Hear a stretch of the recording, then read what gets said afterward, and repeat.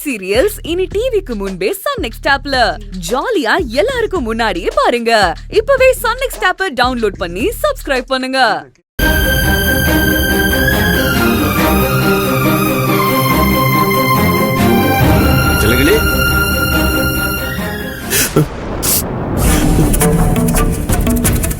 என்ன சண்முகம்?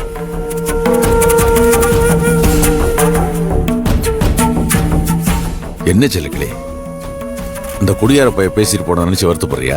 சேச்சே, அதெல்லாம் நான் அப்பவே மறந்துட்டேன் சண்முகம். நீ ஏன் அதை போய் இப்ப பேசிக்கிட்டு இருக்க? செல்லங்களே, உனக்கு பொய் சொல்ல வராது. தேவையில்லாம முயற்சி பண்ணாத. ஏ செல்லங்களே, ஒரு குடியார பைய வளர்றதுக்கெல்லாம் யாராவது வருத்தப்படுவாங்களா? செல்லங்களே, நீ இந்த வீட்டுல யாரு? என் மனசுல உனக்கு என்ன இடம் இருக்கு? அண்ணமும் கார்த்திக்கும் உன்னை எந்த அளவுக்கு வசந்த இடத்துல வச்சிருக்காங்க, இதெல்லாம் நான் உனக்கு சொல்லி தெரிய வேண்டியதில்லை செல்லங்களே. சாமித்தோர பேசினதை கேட்டு எனக்கும் வருத்தம் இருந்துச்சு சண்முகம். ஆனா எப்ப அண்ணன் பெத்த தகப்பன் கையால வாங்குற சீரை விட என் கையால வாங்கின சீரை தான் ரொம்ப பெருமையா நினைக்கிறேன்னு சொல்லிச்சோ, அப்பவே என் மனசுல இருந்த வருத்தம்லாம் இறங்கிடுச்சுப்பா. இந்த வார்த்தையை விட எனக்கு வேற என்ன வேணும் சண்முகம்? எனக்கு இப்ப எவ்வளவு பெருமையா இருக்கு தெரியுமா? சாமித்தோரைய விடு சண்முகம், அவன் இந்த மாதிரி பேசுறத கேக்குறது நமக்கு ஒண்ணு புதுசு இல்லையே.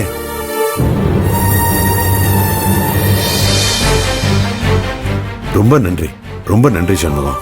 அட என்ன செல்லக்கிளி, எனக்கு போய் நன்றி சொல்லிக்கிட்டு நான் என்ன பண்ண? இல்ல சண்முகம்,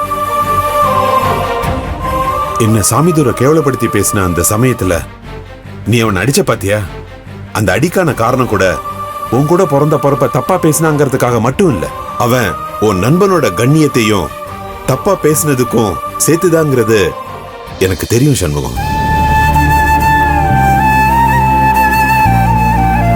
என்ன யோசிக்கிற சண்முகம்?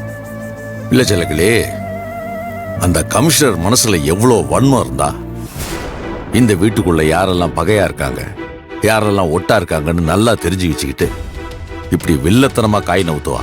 ஆமா சண்முகம், நமக்கு யாரெல்லாம் ஆகாதவங்களோ அவங்க கூட கூட்டு சேர்ந்துக்கிட்டு இந்த குடும்பத்தை பிரிக்க பாக்குறா. முதல்ல அண்ணியோட கூட்டு சேர்ந்து சரவணனை கல்யாணம் பண்ணிக்கிட்டு இந்த வீட்டுக்குள்ள வர பார்த்தா, இப்போ அந்த சாமிதோரையோட சேர்ந்துக்கிட்டு இல்லாத வில்லங்கள்லாம் பண்ணிக்கிட்டு இருக்கா. சொன்னாலும் புரிஞ்சுக்கவும் மாட்டேங்கிறாப்பா. புரிஞ்சுக்கிற ஜென்மமா செல்லக்கிளி அது?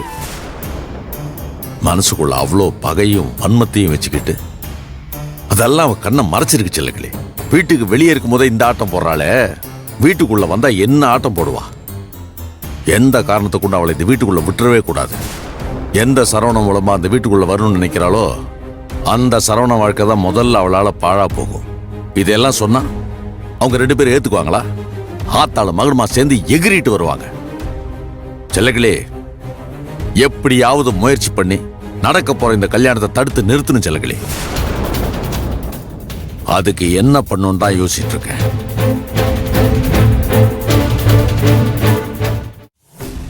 உன் தங்கச்சிக்கு நானே 2வது புருஷன் தான்.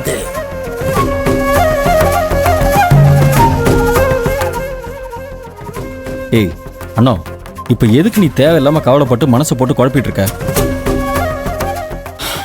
இங்க பாரு, விட்டு தள்ளு புளி மூட்டை. அது எப்படி விட்டு தள்ள முடியும் சின்னதா? ரம்யா ஒவ்வொரு விஷயத்தையும் ரொம்ப தெளிவா திட்டம் போட்டு பண்ணிட்டு இருக்கா. யார எதுக்காக எப்படி பயன்படுத்தணும் தெரிஞ்சு களத்துல இறக்கி விட்டுட்டு இருக்கா. இறக்கி விடட்டுமே, அதனால அவளால என்ன சாதிச்சிட முடியும்? என்ன சின்னதா இப்படி கேக்குறீங்க? பொழுது விடிஞ்சு பொழுது போனா நம்ம வீட்டுல ஒண்ணு மாத்தி ஒண்ணு ஏதாவது ஒரு பிரச்சனை நடந்துட்டே இருக்கே, அதுக்கு யாரு காரணம்? ரம்யா தானே. அப்போ அவ சாதிச்சுட்டு தானே இருக்கா. இப்ப கூட என் அப்பா ஒரு துருப்பு சீட்டை பயன்படுத்தி எப்படி ஒரு ஆட்டத்தை ஆடிட்டா பாத்தீங்களா? இதை விட அவளுக்கு வேற என்ன வேணும்? என் அப்பா மூலமா சீர் கொடுக்க வச்சு அவரை கௌரவப்படுத்தணுங்கிறத ரம்யாவோட ஆசை இல்லங்க சின்னதா. அப்பா மூலமா பெரிய தானுக்கு சீர் கொடுக்க வச்சு நம்மள அசிங்கப்படுத்தணும், அவமானப்படுத்தணும் தான் அவளோட திட்டம். அத அவ நிறைவேற்றிட்டால. நீ சொல்றது கரெக்ட் தான், ஆனா கடைசியில அசிங்கப்பட்டு அவமானப்பட்டது யாரு? சாமிதுரை மாமா தானே. அப்பா அவரை நல்லா வெளுத்து வாங்கி விட்டார்ல. என்ன? சின்னதா, அடி வாங்கினது என் அப்பாவா இருந்தாலும் வலி நமக்கு தானே.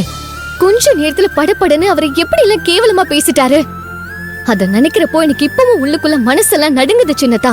ம். ஒரு மனுஷன் யோசிக்கிறதுக்கு கூட கூசுற ஒரு வார்த்தைய எவ்வளவு சர்வ சாதாரணமா சொல்லி செல்லக்கிளி மாமா மேல சேத்தள்ளி வீசுற மாதிரி வீசிட்டாரு. மனசுக்கு கஷ்டமா தான் இருக்கு.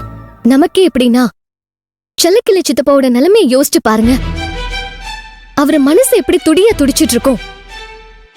ஏன் அப்பா ஸ்தானத்துல இருந்து எவ்வளவு ஆசை ஆசையா பொங்க சீரை நமக்கு கொண்டு வந்து கொடுத்தாரு. அவரு நெஞ்சில பழுக்க காய்ச்சின கம்பிய வச்சு சூடு போட்ட மாதிரி கேவலமா பேசி அவரை தவிக்க வச்சுட்டாங்களே. அந்த வலியையும் வேதனையும் நினைச்சாதான் என்னால தாங்கிக்கவே முடியல சின்னதா. நீ வாயை விட்டு சொல்லிட்ட, நான் சொல்லல.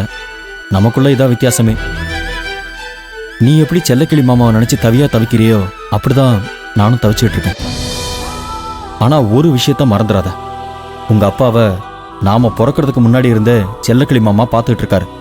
ஒருத்தன் வேணும்னா எந்த அளவுக்கு தலை மேல தூக்கி வச்சு கொண்டாடுவாரு, வேண்டான்னா காலு கீழே போட்டு எப்படி மிதிப்பாருன்னு செல்லக்கிளி மாமாவுக்கு ரொம்ப நல்லாவே தெரியும். அதனால செல்லக்கிளி மாமாவும் அப்பா அவமானப்படுத்தினதுல இருந்து சீக்கிரமா மீண்டு வந்துருவாரு. ஒருவேளை அப்படி வர முடியலனா கூட ஏன் அப்பா அவர் கூட தானே இருக்காரு. அப்பா எப்படியும் செல்லக்கிளி மாமாவோட மனசை சரி பண்ணிடுவாரு. இங்க பாரு அண்ணா, இப்ப நாம யோசிக்க வேண்டியது செல்லக்கிளி மாமாவை பத்தி இல்ல, சரவணனையும் சாமிதுர மாமாவை பத்தியும் தான். என்ன சின்னதா சொல்றீங்க? ஆமா அண்ணா, அவங்க ரெண்டு பேரும் இப்ப எங்க என்ன திட்டம் போட்டுட்டு இருக்காங்கன்னு தெரியலையே.